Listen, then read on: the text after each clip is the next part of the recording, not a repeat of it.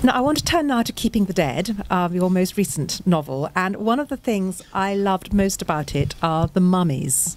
Where on earth did they come from? Well, you know, Dennis talks about Boston being his well. I don't have a geographical well. What I have is a well of interest in science. And I've always had that interest in science. You know, I was trained as a doctor. And I was also an anthropology major in college, so I am fascinated by archaeology. And over the years, I have been corresponding with people who are into the business.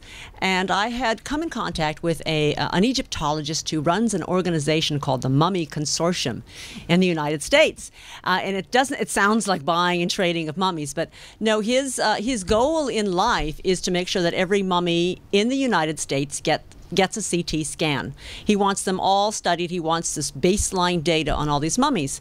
And I've been thinking about the CT scanning of mummies. You know, isn't it fascinating that you can see now with modern technology 3D images of somebody who has died 2,000 years ago?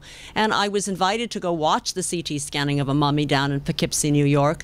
And it occurred to me then, wouldn't it be fascinating to open up a story in which a museum discovers a mummy in its basement that it didn't know it had, and it goes to CT scan and they find a bullet in the leg. And that's when they realize they do not have an ancient victim, they don't have an ancient artifact, but they have as a modern day homicide victim. And that brings my two investigators into the case, and it becomes a search for a killer who is looking for, who is trying to preserve his victims in very unusual ways, and he does it in ways that only an archaeologist would probably know. You know, I want to add one more thing. Yes, people ask, has that actually ever been done? Has a real person been murdered and mummified on purpose? Apparently so. Dr. Bob Breyer, who's an Egyptologist, some of you may have seen him on TV, he's known as Mr. Mummy, was telling me a story about what happened in India. He had been asked to India because a museum there had tried to buy a mummy but they thought was an ancient Egyptian artifact, and they weren't sure, though, so they asked him to come and consult. Dr. Breyer gets to India, looks at this mummy and says there's something really, really wrong here. First of all, that was a very bad mummification job. It was really sloppy. Number two, it was a young female, probably 18 to 20, looked pretty healthy, had good skeletal tissue, and all her teeth had been extracted. And he said, the ancient Egyptians never extracted teeth, certainly not in a healthy person. So his conclusion was that the teeth were removed to hide the fact she had had modern dental work. And I think what they decided was that she had been killed by her family, some sort of an honor killing. And then they had a body, and they decided, well, let's make some money off her. So they mummified her and tried to sell her to a museum. Like you do. And it took a modern-day Egyptologist to come up with a solution. So yes, you know, no matter what I come up with, somebody has already done it. You mentioned your investigators, who are, of course, Maura Isles and Jane Rizzoli. Since we last saw them, Jane's had a baby.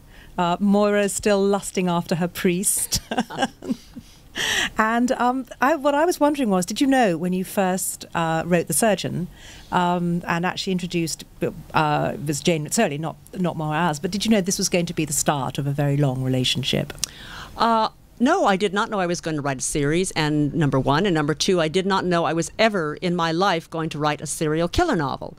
I had not planned to. I was writing medical thrillers at the time, went on book tour for a book called Gravity, which was about the space program, and had somebody in a bookstore audience stand up and say, I'm not interested in the space program. I want you to write a book about something I am interested in. And I said, what's that? And she said, serial killers and twisted sex. So I asked her, what did she do for a living? And she said, I teach. And I said, what do you teach? And she said, the third grade. In other words, you know, 8- and 9-year-olds. So I got from that conversation that women love serial killer novels. And I thought, well, you know what, I'm going to try my hand at it. So I ended up writing The Surgeon, and I introduced a character in there called Detective Jane Rizzoli. A lot of people have complained that when they meet Jane in that first book, she is not at all likable. You know, she's a bitch. They really didn't care much much for her, and I will explain that right now. It was because she was meant to die in that book. I had every intention of killing her. She was just a minor character in the story. But as I wrote the book, she grew on me, and when I got to the point where she was supposed to die, she refused. She just fought back. So I finished that book, and by that point, I was so interested in her, I wondered what happened to her next, and decided to write a second book with Jane, and that's, before I knew it, I had a series. So, no, I never planned anything out in my career, and that just happened. Well, talking of series, I can't not ask you, Dennis, about Kenzie and Gennaro.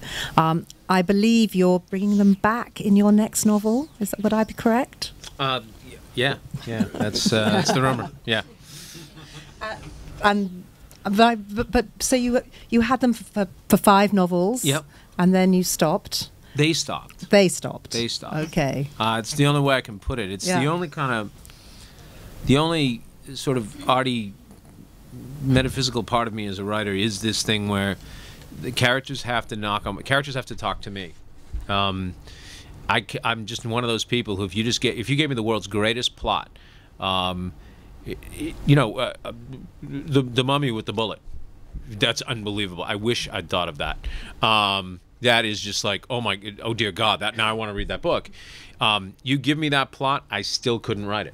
I just couldn't, because I need to have characters. Then they send me out for plots. I just can't. I just don't come to books from plots, which is probably why nobody ever remembers the plots of my books, except for one, Shutter Island, which is the only one that came to me as a plot. The rest of my books, people say, oh, wow, you do plot real well. Really, tell me the plot of my 3rd book. They go, that's the one in Florida, right? They went around, they did some stuff, they came back. Yeah, I like that. I mean, that's how people talk about my books, you know? So, or people will say, like, you know, Mystic River was a really good mystery. And I'll say, really? Who did it? And people go, yeah. And then they go, oh, right, the girl was killed, right. You know, they don't remember that, you know. So I don't think I'm just really, I think I'm plot strong in the sense that I make sure that my plots hold together. But I'm not inventive. I'm not plot inventive. Right. So my characters have to come talk to me. So Patrick and Angie just stopped talking for 10 years. They just went away. They were like, leave me alone. Leave us alone. You put us through enough hell. You know, you never even gave us a nice little Jessica case, you know, a little Murder, She Wrote case. You know, it was always demons, and, you know, they fought child abusers and pedophiles. And my only serial killer book, I'm so ridiculous, I couldn't have 1 serial killer. I'd have 3. So they would, no matter what I would do, I could not get him to talk to me again. And the books are his voice. That's what it's about. And then, I don't know, it was like 2 months ago, I was just driving, and he popped right back into my head, and all of a sudden he just started talking, and it flew. And I don't know if this is true or not. Or I don't know what to make of this. But I realized that Patrick stopped talking to me when Bill Clinton left office. And he started talking to me right after Obama was elected. Oh, I'd say that's a very good sign. So, I don't know. It got harder to tell jokes, I think.